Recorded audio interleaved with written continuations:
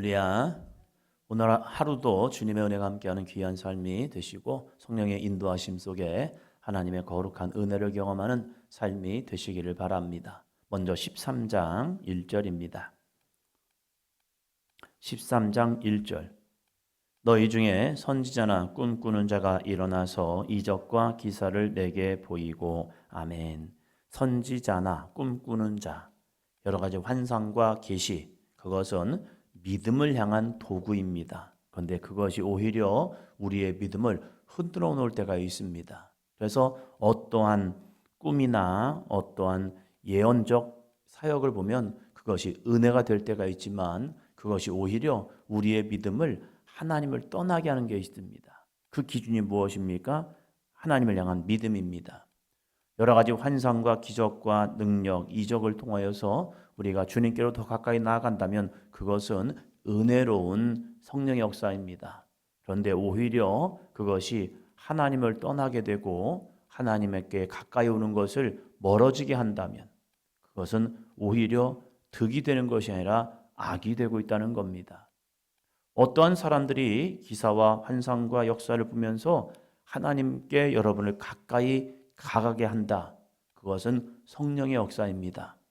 그런데 하나님께 나아가는 것, 기도에, 예배에, 그리고 말씀으로 가까이 가는 것을 막아버리고 나를 의지해, 나를 믿어, 나를 신뢰해, 내가 다 해결해 줄게. 이것은요, 악한 역사입니다. 그래서 그 사람이 하나님의 사람인지 아니면 그 사람이 내 마음을 혼미케 하는 사람인지 보려면요, 나의 지금 모습을 보면 돼요. 주변의 사람들이 교회에서 신앙생활 열심히 하느냐, 믿음으로 열심히 나아가느냐, 헌신하느냐, 충성하느냐, 그가 말씀 생활을 열심히 하느냐, 이 모습을 보면 알아요. 그 사람의 주변의 사람들이 정말로 교회의 거룩한 일꾼이 되고 신실한 믿음의 사람이 되고 하나님의 말씀과 기도로 거룩해진다면 그 사역은 성령의 사역입니다. 그러나 오히려 그 사람이 교회에서 생활이 이상해져요. 멀어지고 그리고 그 사람만 믿고 사는 거예요. 그 사람을 의지하는 거예요. 하나님을 의지하는 것보다 사람을 의지하게 만듭니다. 그 사람은 혼미케 하는 자입니다. 그러면 딱 보여요. 그냥 결과, 열매를 보면요. 지금 이스라엘 가운데 중에 이야기하고 있는 겁니다. 이방인이 아니에요. 너희 중에 선지자나 꿈꾸는 자가 일어났습니다. 그러면서 하나님의 계시입니다. 하나님의 말씀입니다. 그리고 내가 이런 꿈을 꾸었습니다. 이런 환상과 이적과 기사를 여러분에게 보인다 할지라도 2절이요. 그가 내게 말한 그 이적과 기사가 이루어지고 너희가 알지 못하던 다른 신들을 우리가 따라 섬기자고 말할지라도. 여러 가지 기사와 이적이 일어났습니다. 그런데 그가 하는 말이 무엇입니까? 너희가 알지 못하던 다른 신들을 우리가 따라 섬기자. 그 신이 다른 이방 종교일 수도 있지만 오히려 자기가 신이 되는 경우도 있어요. 자기가 하나님의 자리에 서서 나를 믿어, 나를 의지해. 무서운 신앙이에요, 그거. 자기를 바라보게 하는 것, 하나님을 바라보고 주 예수를 바라보게 하는 것이 아니라 오히려 자기에게 집중하게 만드는 것. 이것이 무서운 신앙이라는 사실이에요. 여러분의 신앙도 마찬가지입니다. 여러분의 신앙도 목사를 바라보는 것이 아니라 주 예수의 십자가의 은혜를 바라볼 수 있는 삶이 되시기를 바랍니다. 위대한 전도자 바울이 뭐라고 말합니까? 여러분, 나를 본받으세요. 그런데 나를 본받는 것이 자기를 바라보는 것이 아니라 자기가 예수 그리스도를 바라보고 의지하고 살아가는 그 믿음의 삶을 보고 여러분도 여러분을 온전케 하시는 예수 그리스도를 바라보라는 거예요. 그것을 오해하면 우리는 바울을 바라봐야겠다 해서 후대 사람들이 뭐 했는데요? 나는 바울파야, 나는 아볼로파야, 나는 베드로파야. 이것이 무엇입니까? 우상숭배의 또 다른 모습인 거예요. 오로지 우리가 바라봐야 할 것은요, 주 예수 그리스도입니다. 그래서 바울이 뭐라고 말하는데요? 내가 당신들을 구원했습니까? 내가 당신들을 위해 십자가를 졌습니까? 아니에요. 오직 예수 그리스도만이 여러분을 위해서 죽으셨고 그 예수 그리스도의 보혈의 피가 있기에 구원받는 거지 우리를 바라보지 마세요. 왜 사람을 바라봅니까? 주 예수 그리스도를 바라봐야 하지요. 그것이 또 다른 우상 숭배의 모습이 되고 있는 거예요. 교회를 바라봅니까? 아니에요. 우리는 교회의 머리 대신 예수 그리스도를 바라보는 것이 정말로 필요한 거예요. 6절 볼까요? 좀 심한 말도 합니다. 6절. 내 어머니 아들 곧 내 형제나 내 자녀나 내 품의 아내나 너와 생명을 함께하는 친구가 가만히 너를 꾀어 이르기를 너와 내 조상들이 알지 못하던 다른 신들, 어머니 아들 형제지요, 자녀, 내 품의 아내, 너와 생명을 함께하는 친구, 가장 가까운 사람이란 말이에요. 이런 가까운 사람이 유혹하고 미혹합니다. 월요일날 한 분에게 전화가 왔습니다. 전화가 가지고 자기 이모님인가 그분이 춘천에 사시는데 그분의 친구를 통해서 이렇게 어디로 이렇게 움직인 거 보니까 좀 이상하다는 거예요.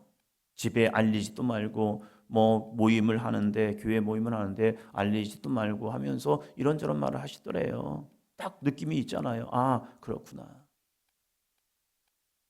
딱 그냥 자기가 소속을 밝히지 못하고 그리고 가족들에게도 알리지 못하면서 사람을 미혹하는 거 신천지죠. 그러면서 아, 그런 것 같습니다. 속히. 그런데 그분들에게 다가오는 사람들을 보면요, 가까운 사람이에요. 가까운 사람들이 자기들이 예언을 한다, 하나님의 말씀을 받았다, 계시를 받았다 하면서 그들을 유혹합니다. 그런데 성경이 이렇게 말합니다. 그들을 그냥 자기가 먼저 그의 머리에 손을 얹고 죽여버리랍니다. 왜? 그의 영혼을 죽이는 사람들인 거예요. 그게 누구예요? 가장 가까운 자기 가족들 가운데 있더라 할지라도 내 영혼이 살기 위해서는 그걸 끊어버려야 한다는 겁니다. 어떻게 인정상 그럴 수가 있습니까? 아니요. 내 영혼이 살아야 하기 때문입니다. 내 영혼이 살아야 이들도 구원시킬 수 있습니다. 그런데 오히려 너무 기독교인들이 때로는 단호해야 할 그 부분에 있어서 단호하지 못하고 내 마음을 유하게 한다면 오히려 내 심령이 거기에 빠져들 수 있기 때문에 하나님은 무서운 말씀을 해요. 끊어버리랍니다. 오늘 내 마음을 유혹하고 미혹하는 것이 무엇인지 단호하게 끊어버리고 오직 주님만을 의지하며 살아가는 저와 여러분이 되시기를 축원합니다. 오늘의 말씀입니다. 15장 1절입니다.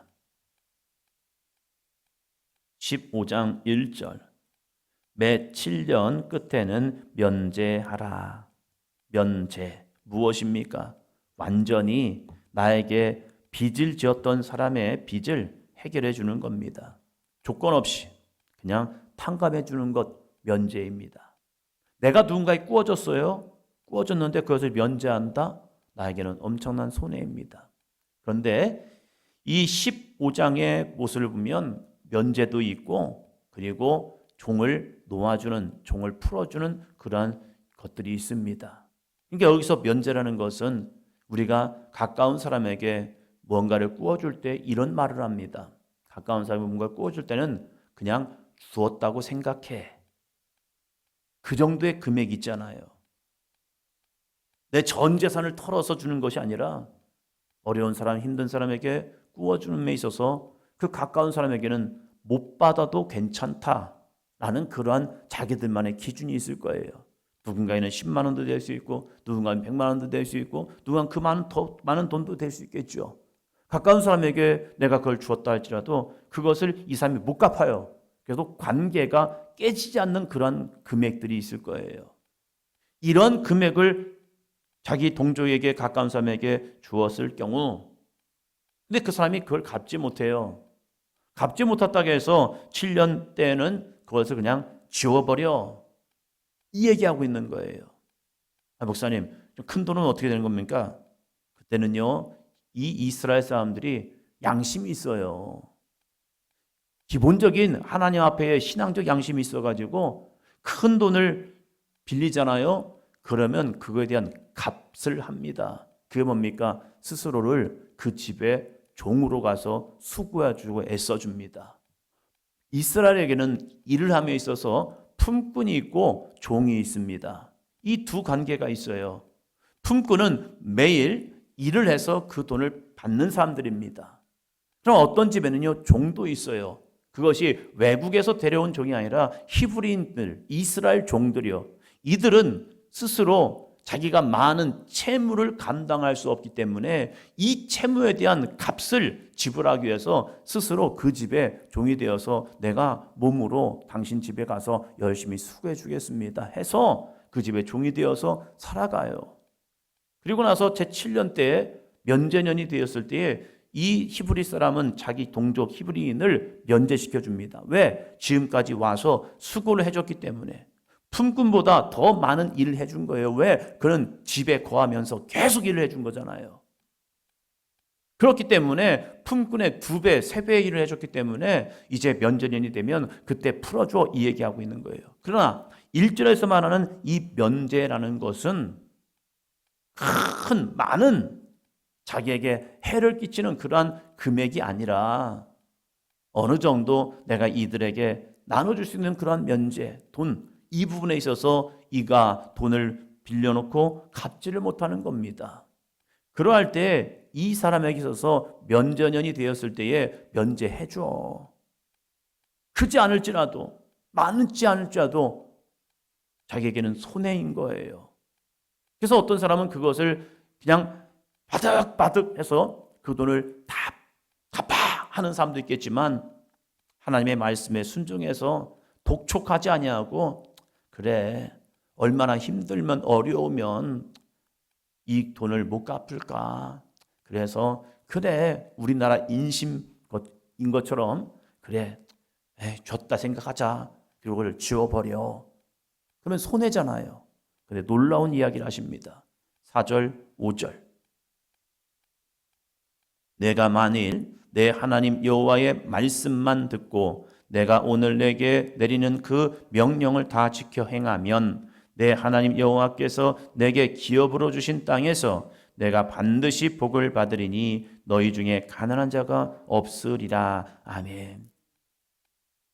나는 그걸 꼭 받아내야 하는데 이러지 아니하고 그래 하나님의 말씀하셨으니까 잊어버리자. 줬다 생각하자. 줄 수도 있지 뭐 해가지고 면제시켜주면 오늘 내게 내리는 그 명령을 다 지켜 행하면 내 하나님 여호와께서 내게 기업으로 주신 땅에서 내가 반드시 복을 받으리니 너희 중에 가난한 자가 없으리라. 오히려 면제시켜줬는데 오히려 손해봤는데 그것을 하나님의 명령에 순종하는 그 믿음을 보면서 따릅니다. 하나님께서 대신 갚아주십니다. 대신 갚아주는 거예요. 대신. 그것이 무엇입니까? 1만 달란트 빚진 자와 100데나리온 빚진 자의 비유를 통해서도 이스라엘 사람들에게 있어서 면제에 대한 개념을 예수님께서 해주신 거예요. 이스라엘 백성들에게는 이런 면제년에 대한 개념이 있어요. 그 면제에 대한 개념을 가지고 주님께서 우리는 이렇게 큰 은혜를 받은 사람인데 내 동족에게 내 가까운 사람에게 용서 못하니 이해해 주지 못하니 면제 못해주니 너희들 믿음이 죽어서 그래. 하나님의 신뢰 하나님이 하신다잖아. 그 얘기하고 계신 거예요. 마찬가지로 이 신명기에서도 모세는 그 이야기하고 있는 겁니다. 손해본다 생각하지 마라. 하나님이 다 갚아 주시리라. 이것은 다음에 나오는 부분과 좀 금액적인 차이가 있다니까요. 6절 봅니다. 내 하나님 여호와께서 내게 허락하신 대로 내게 복을 주시리니 내가 여러 나라에 꾸어 줄지라도 너는 꾸지 아니하겠고 내가 여러 나라를 통치할지라도 너는 통치를 당하지 아니하리라. 아멘. 4절 5절에서 주었던 복과 또 6절의 복을 플러스해서 주시고 계신 겁니다. 내 하나님 여호와께서 내게 허락하신 대로 내게 복을 주시리니 내게 허락하신 대로 내게 복을 주시는 것은 누구입니까? 하나님인 거예요. 그 빚진 사람이 나에게 복을 주는 것이 아니라 그 빚을 면제해 줬더니 하나님께서 내게 복을 주시겠다는 거예요. 그런데 놀라운 복입니다. 내가 여러 나라에 꾸어줄지라도 너는 꾸지 아니하겠고 내가 여러 나라를 통치할지라도 너는 통치를 당하지 아니하리라. 이 은혜가 저와 여러분에게 있기를 주의 이름으로 축원합니다. 꾸어주는 것, 면제시켜주는 것. 그 면제년이 그 금액적인 부분도 있겠지만 때로는 사람과 사람과의 관계에서의 면제, 실수하고 여러 가지 나에게 상처를 주고 아픔을 준 사람도 있겠죠. 그러한 거에 대한 상처를 품고 사는 사람들이 있어요. 저희 아버지가 저희 어렸을 때 저희 붙잡고 하셨던 말씀 중에 하나가 뭐냐면, 야, 너네 교회 다니는 사람들은 왜 이렇게 속이 그러니? 교회 안에서 싸우면요, 더 심하다는 거예요. 동네 사람들이 그랬나 봐요. 저희 동네 사람만 그랬는지. 교회 다니는 사람들이 한 번 상처받으면요, 용서를 잘 안 하려고 그래요. 근데 세상 사람들은 야, 한번 만나서 한번 밥이라도 먹으면서 풀자 해가지고 만나면요, 서로 있었던 마음들 이야기하고 내가 그땐 그랬어, 그래 미안해 하면서 서로 툭툭 털고 지나는데 왜 이렇게 교회가 사랑을 한다면서 왜 그러니 하면서 그런 말씀을 하시더라고요. 그래서 한번 쭉 보면요, 그런 것 같아요. 어떤 때는 목사님한테 삐져가지고 교회를 안 나오셔가다가 그 목사님 딴 데 가시면 그때 나오시기도 하고, 그러면서 또 교인들과 교인들끼리 뭐 때문인지 다퉈가지고 또 누구 보기 싫다고 하면서 안 나오는 분도 있고, 그런 경우도 있는 것 같아요. 철원에서 처음에 철원으로 목회를 나갔더니 그 교회 안에서도 한 분과 한 분이 다투어가지고 싸워가지고 교인 그 동네 사람들 올 때에도 저 사람들이 교회 열심히 다녔었는데 싸워가지고 그런다고 그걸 다 알아요. 그래서 그것이 제 안에 처음 숙제였습니다. 그래서 아내와 함께 이 집도 가보고 저 집도 가보면서 서로 좀 화해하라고 했더니 교회 더 열심히 다니는 분이 마음이 더 다쳐버린 거예요. 서로 오해로 인해서 다툼이 있었거든요. 그래서 그 마음을 무조건 용서가 아니라, 그러면서 이 집에 신방 가고 저 집에 신방 가면서 점점점 말씀이 들어가니까, 처음에는 단호했던 분이 하나님의 말씀이 들어가니까 마음을 열어주시더라고요. 그래서 그분이 교회 나올 수 있도록 먼저 손을 좀 펴줘라. 그래야 교회를 떠나신 분이 돌아오지 않겠느냐 했더니 너무나도 감사하게 처음에는 완강하던 분이 말씀이 들어가니까 그 속에서 마음을 열고 찾아가니까 그분이 교회를 나오시게 되더라고요. 우리들의 마음이 때로는 다른 사람과의 관계에서 돈 문제뿐만 아니라 사람과의 관계에서도 내 마음에 면제를 못 해주는 경우가 참 많은 것 같아요. 주님은 우리를 용서해 줬잖아요. 주님은 십자가에서 죽으시면서 우리의 죄도 사해 주시잖아요. 우리의 삶 속에 나에게 상처를 주고 아픔을 줬던 사람들 품어주라는 게 아니에요. 그냥 그 죄를, 그 마음을, 그 문제들을, 그 상처들을 했던 그 마음들을 내 마음 속에 지워버리자는 거예요. 그러면 오히려 내 마음에 이 무게가 더 가벼워지고 주님의 십자가의 은혜가 함께하는 귀한 삶이 될 줄로 믿습니다. 이것이 악을 품는 마음이래요. 내 마음에. 오히려 그 악을 품을 때 내 마음 더 힘들어집니다. 그러나 면제의 기쁨은요, 주님이 주시는 큰 은혜의 삶이 될 줄로 믿습니다. 오늘 내 마음에 지워야 할 상처, 아픔, 미움 이런 것들이 있다면 주여, 주의 보혈로 내 마음을 씻어 주시옵소서. 기도하는 귀한 시간 되시기를 축원합니다.